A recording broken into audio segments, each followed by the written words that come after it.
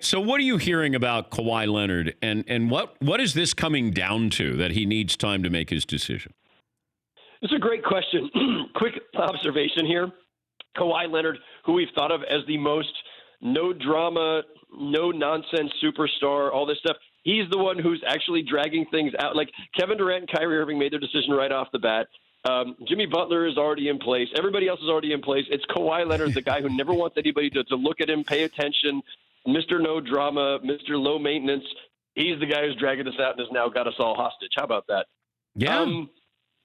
I don't, listen, it's hard for us to know what's going through his head, even on smaller things, much less something as weighty as where he's going to spend the rest of his career potentially. So I don't know. I suspect, look, first of all, this is his first free agency. This is a I think, difficult decision for him. If things had gone badly in 1 year in Toronto, it's easy to leave. But things went spectacularly on every level, not just the championship, but just the connection I think he had with that organization, with his teammates, with the entire country of Canada. And I think walking away from that would be difficult. I think that both LA teams present some really attractive possibilities. I think that he initially, as we know from a year ago, wanted to go home to Southern California, and that pull is still there. And the Lakers, do you really want to go be the third wheel to LeBron James and Anthony Davis? Maybe they feel like they could just then go dominate the league for the next 5 years. I don't know. These are three very different options and trade-offs, and there's the possibility of staying and going short on a contract. Anybody who's trying to guess what's in Kawhi's head is a fool. It just feels like the media is hopeful he goes to the Lakers. If he stays in Toronto, then it's like, okay, he stayed in Toronto.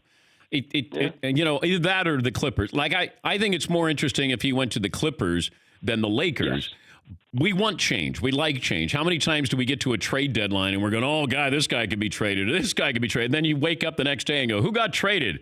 It's some sixth man who got traded.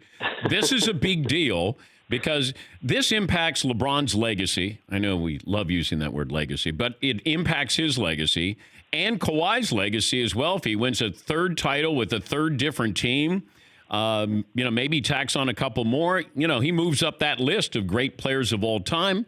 Anthony Davis, with what it does for him, the Lakers organization. I don't know.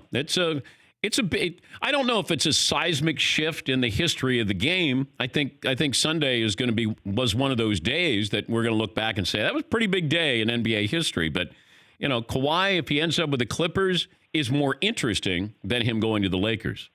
For more Dan Patrick Show, tune into Audience Channel 239 on DirecTV.